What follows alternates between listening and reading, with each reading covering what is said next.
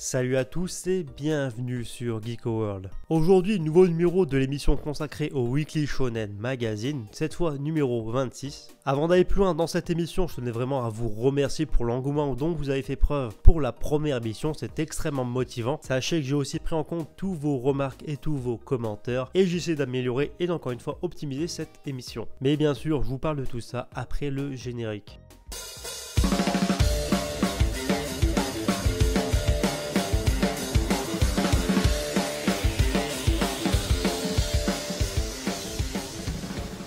Avant d'aller plus loin, je vous invite à lâcher un pouce bleu, ça aide vraiment mon travail à être mis en avant sur YouTube et éventuellement de t'abonner à la chaîne si c'est pas encore fait, comme ça tu pourras suivre toute l'actualité manga, que ça soit en France ou au Japon. Et maintenant, place au Weekly Shonen Magazine. Alors premièrement, on va regarder ensemble les couvertures qui sont parues cette semaine. Et oui, je dis les parce qu'il y a bien eu deux couvertures. Alors la première couverture est une couverture exclusive à l'édition numérique et en couverture de cette édition numérique du Weekly Shonen Magazine numéro 26, on a retrouvé notamment Kanojo Okarishimasu qui sera prochainement adapté en animé. Mais de l'autre côté, en face avec la version papier, on retrouve une couverture qui rend hommage directement à un manga légendaire, Hajime no Ippo de George Morikawa. La couverture est juste sublime et franchement je pense que c'est un must-have si vous êtes fan de Hajime no Ippo. En ce qui concerne maintenant les pages couleurs, premièrement on a eu le droit du coup à des pages couleurs pour Hajime no Ippo. Ces pages couleurs sont exclusives à la version papier du magazine et l'autre page couleur revient logiquement à Kanojo Okarishimasu qui aura donc le droit prochainement à son adaptation en animé. Les autres pages couleurs du magazine reviennent notamment à Saitoka Yakuin Domo et Fire Force et ces deux pages couleurs concernent tous les deux leurs animés. Enfin bon, sur ce, je vous invite à passer au classement. Déjà cette semaine, 3 absents à noter, donc le premier c'est Shine, ensuite on retrouve aussi Dream Team aux abonnés des absents et le troisième c'est Danshi Kokose. Et entrons dans le vif du sujet, donc cette semaine à la dernière place on retrouve le manga To Your Eternity. En termes de mise en avant et de classement, c'est vraiment pas terrible parce que en termes de moyenne, le manga obtient un classement de 21. À la 19e place, sacrée chute parce qu'on retrouve le manga Orient Samurai Quest. La nouveauté Kanojo Mo Kanojo s'offre la 18e place. À la 17e, 16e et 15e position, on retrouve respectivement Shinigami Sei Koro Game, Xevek ainsi que Nara no Ate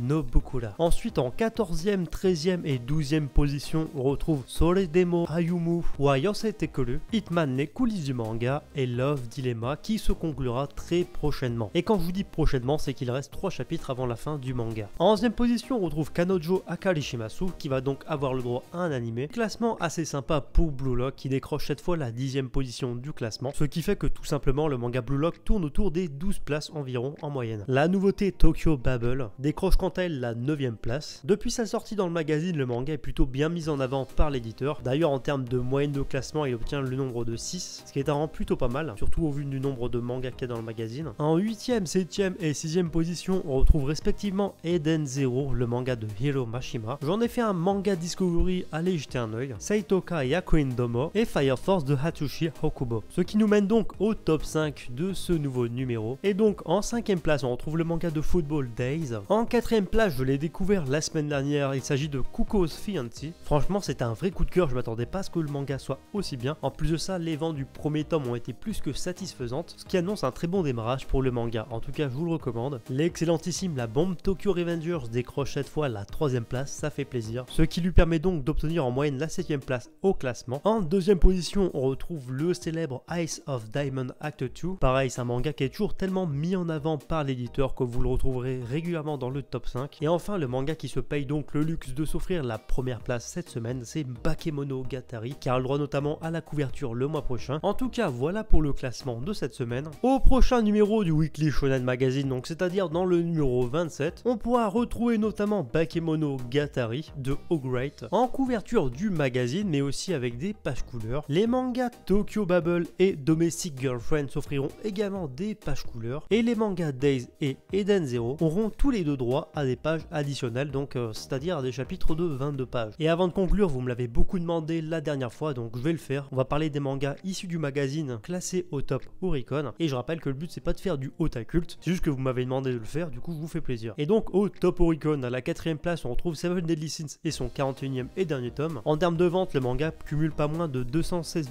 016 volumes. À la 35e place du top Oricon, on retrouve le 23e tome de Fire Force, qui cumule quant à lui 76 134 tomes vendus. Juste derrière lui, on retrouve le manga Days, avec son tome 38, qui a réussi à s'écouler à 68 834 tomes. Pour le coup, c'est assez marrant parce que ça se suit carrément, mais à la 37e place, on retrouve Bakemonogatari et son tome 9, qui a réussi à vendre 69 017 tomes, et le numéro complémentaire, le 38, avec Tokyo Revengers et son 17e tome, qui s'est vendu à 65 498 exemplaires. Et le manga qui vient clore ce top Oricon, donc c'est-à-dire ce top 50, c'est tout simplement le tome 9 de Blue Lock, qui s'est écoulé à pas moins de 48 369 exemplaires. C'est pas beaucoup, mais c'est à la fois pas mal pour un manga aussi récent. Enfin bref, en tout cas, c'est tout pour ce nouveau numéro consacré au Weekly Shonen Magazine. J'espère encore une fois que la vidéo vous a plu. En tout cas, vous, de votre côté, je vous invite toujours à donner votre avis sur l'émission, les axes d'amélioration et ce qui vous convient. En tout cas, moi, je vous donne rendez-vous sur les réseaux sociaux si vous aimez mon contenu, donc notamment sur Facebook, Twitter et Instagram. Tous les liens sont dans la description. Et sur ce, je vous dis à la semaine prochaine pour un nouveau numéro du Weekly Shonen Magazine.